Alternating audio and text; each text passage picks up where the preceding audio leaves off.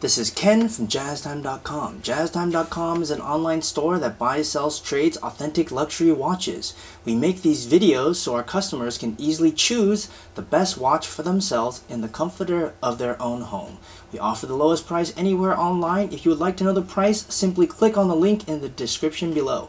If you enjoy our videos, we'd greatly appreciate it if you would buy a watch from JazzTime.com. Today, I'm going to be comparing the Rolex Yacht-Master 42 white gold reference 226659 versus the Rolex Daytona white dial ceramic reference number 116500LN. I'm going to compare the bezels, the case, the movement, the bracelet, and then try each one on and give you my thoughts. So let's dive right in. On the left, the Yacht-Master 42, we're using a ceramic bezel. Now this ceramic bezel, as you can see, is a matte finish, whereas on the right of the Daytona, it's also ceramic bezel. However, on the right, it's a shiny bezel or a polished bezel. And on the left, the matted bezel is a matte bezel, which is dull or not shiny. And they do that on purpose. Both of them are made of ceramic, so they're both scratch proof, very robust, very cool looking. It's just that they have a different finish to them. One is polished on the right, which is the Daytona, and matte finish on the left, which is the Yacht-Master. Now let's talk about the case. Now the case, even though they both look silver, the Yacht-Master 42 actually uses white gold. Now how do you know that? You simply look on the back, or you look at the manufacturer's website, and you can see the hall markings on the back. You see those hall markings right here where my fingers are pointing? That tells you it's made of white gold, because it has those hall markings. And the Daytona, even though it looks like same color, if you look at the back, there's no hall markings. That's because this watch is stainless steel. Okay, and it's 42 millimeters. Now I'm going to hold them side by side. Can you see the difference? Now if you look on the left, it looks slightly larger. Now it's not that much larger, it's only 5%, 2 millimeters, but it does look larger. If you compare them left to right, you see the Yacht-Master on the left is slightly larger than the Daytona on the right. Okay, they're both using an Oyster monoblock middle case with a screw down case back, but they do have a different size. Okay, which is why I'm showing it to you. Okay, now let's talk about the movement. Now both of them, you can't see the movement in here. The Yacht-Master uses a 32-35 movement, whereas the Daytona, which is updated by the way, it used to be a 31-35, now it's been updated. They've been using the 31-35, the old movement, for the last 30 years. Now they've recently updated. They have not updated the Daytona. It still uses a 4130 movement, which has been in use for a very long time. I want to say something like 20 years. So perhaps they'll update it soon. Who knows? Okay, but both of them are keeping a precise to plus minus 2 seconds a day and have a power reserve of roughly 72 hours. So all that kind of remains the same. And basically, they're all both Rolexes. So they're both very robust and keep very good time. You know, I'm not sure that most people would buy the watch based on the movement, since you can't really see the movement anyways, right?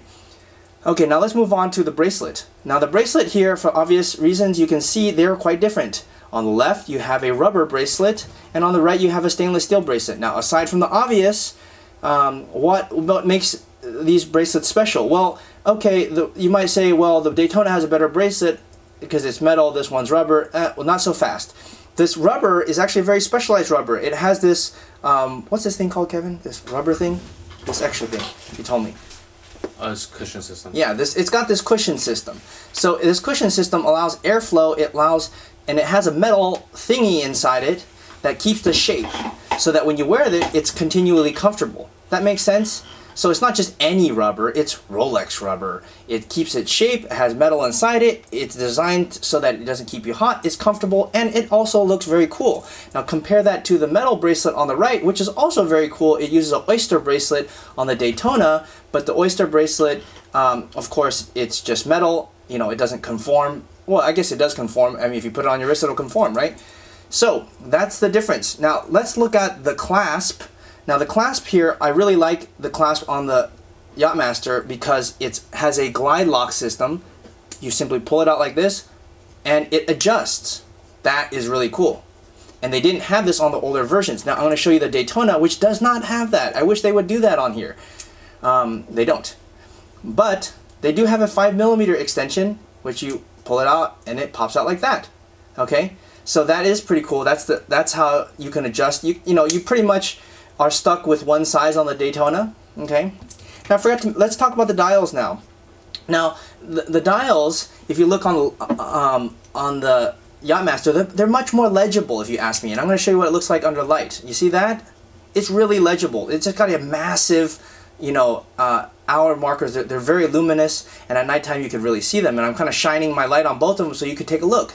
Compare and contrast. That's what this video is for, right? So, you know, if you want something that's highly legible, you probably have to go with the Yacht-Master. If you want something that's intricate, cool, and, you know, funky, you know, this Daytona probably would be it, because there's a lot going on here. And I forgot to mention that the Daytona has these subdials. These subdials are used to calculate elapsed time. I'm not going to show you how to do it in this video, but it does more function than this Yacht-Master, which is probably why it has a more complicated movement.